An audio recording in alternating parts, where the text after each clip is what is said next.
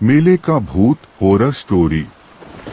यह कहानी हमारे गांव में लगे मेले के भूत की है। यह बात उस समय की है जब हमारे गांव में एक मेला लगा था। वहां पर एक भूत बंगले में मेरा एक असली भूत से सामना हो जाता है। यह बात उस समय की है जब हमारे गांव में एक मेला लगा था। मेरा गांव पहाड़ों के बीच में बसा हुआ था, तो बहुत ही कम ऐसे मौके होते थे कि हमारे गांव में इस तरह के कोई उत्सव हो। मेरा नाम सोमनाथ है। मेरी उम्र 32 साल है और जिस समय की यह कहानी है उस समय में मैं केवल 12 साल का था। मैं एक ऐसे गांव में रहता था जहां पर खूब सारे पहाड़ थे। हमारा गांव बहुत ही सुंदर था। उस गांव में एक बार एक मेला लगा था और मेले में आसपास के सभी गांव के लोग जा रहे थे और कुछ लोग उस मेले में लगी दुकानों की तारीफ कर रहे थे। हमारे गांव के भी कई लोग उस मेले में हो आए थे और उनमें से एक मेरे पास ही के एक काका थे।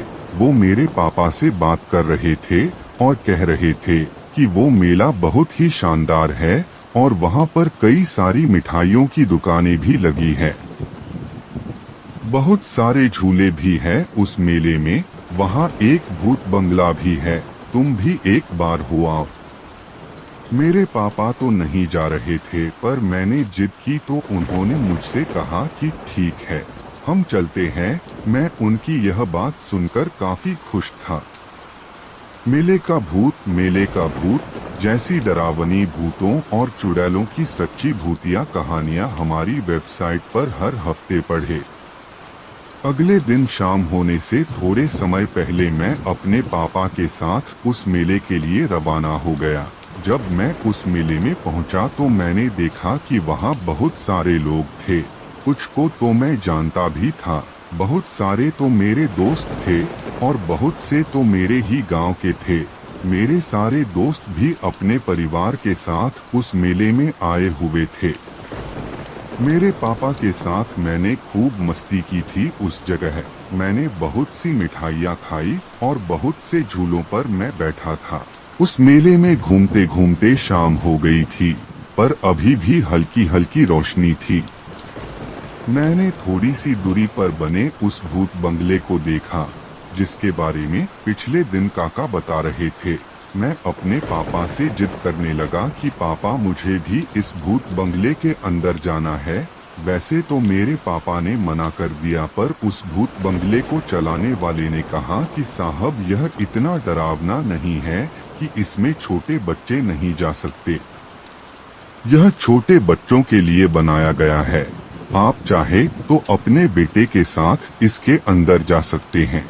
मेरे पापा ने भी सोचा कि चलो ठीक है, और उन्होंने 2 टिकट खरीदे और वो उस भूत बंगले के अंदर मेरे साथ चले गए।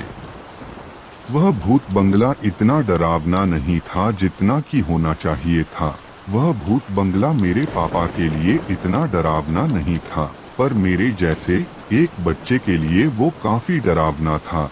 मैं जब अंदर गया था तो मैंने देखा कि वहाँ बहुत सारे ऐसे सामान रखे थे जिन्हें देखकर बच्चे काफी डरते हैं, जैसे कि कंकाल, खून से भरा हुआ फव्वारा, मकड़ी के जाले, डरवाने जानवर आदि। मुझे सबसे ज्यादा डर तो उस भूत बंगले में से जो आवाज आ रही थी उससे लग रहा था। वो आवाज काफी भयानक थी और वो आवाज मुझे आज भी याद है। मैं बस आपको बता नहीं सकता कि वो आवाज कैसी थी। थोड़ी देर बाद हम उस भूत बंगले के आखिरी छोर पर आ चुके थे। तभी मुझे अपने पीछे से एक ऐसी आवाज आई जो तब आती है जब कोई बड़ी सी बॉल जमीन से टकराती हो। मैंने पीछे मुड़कर देखा तो मुझे एक काले कपड़ों में एक आदमी दिखाई दिया, जिसे देखकर मैं काफी डर गया था। वो जो कोई भी था उसका पूरा शरीर काला और अजीब से कपड़ों से ढका था। वे कपड़े काले रंग के थे, उसकी आंखें लाल थी और उसके 2 बड़े दांत थे। वो मुझे देखकर हंस रहा था। उसकी हंसी बड़ी ही भयानक थी और उसके मुंह से उसके भयानक दांत दिखाई दे रहे थे। उसके हाथों में वो बॉल थी और वो उसे अपने दोनों हाथों से पकड़े हुए था।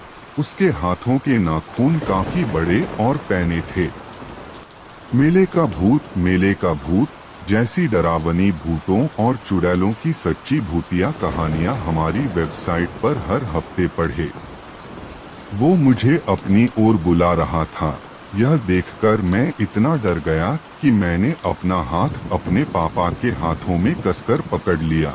जब हम बाहर निकले तो मेरे पापा ने कहा कि देखो, डरो मत, ये केवल हमें डराने के लिए बनाया गया है, यह सच नहीं है। मैंने अपने पापा से कहा कि हाँ पापा, पर वो काले कपड़ों वाला तो काफी डरावना था। मेरे पापा ने उस काले कपड़ों वाले भूत को नहीं देखा था तो उन्होंने चौंक कर कहा कि सच में तुम डर गए थे। उसके बाद जब मेरे पापा उस भूत बंगले वाले मालिक के पास गए तो उन्होंने उससे कहा कि तुम्हारा भूत बंगला तो बच्चों को अच्छा डरा रहा है। फिर उन्होंने उस काले कपड़े वाले भूत के बारे में कहा तो वो भूत बंगले वाला बोला कि अंदर तो सिर्फ नकली सामान रखे हैं और कोई भी आदमी नहीं है जो लोगों को डरा सके। शायद इस बच्चे ने कोई पुतला देखा हो। मेरे पापा भी बोले कि हाँ, हो सकता है।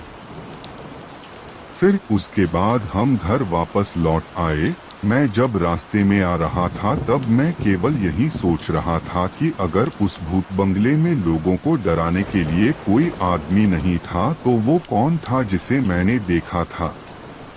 वो पक्के से कोई पुतला तो नहीं था। वो मुझे अपनी ओर बुला रहा था। अगर मैं उसके पास चला जाता तो मेरा क्या होता? यह बात आज भी मुझे काफी डराती है।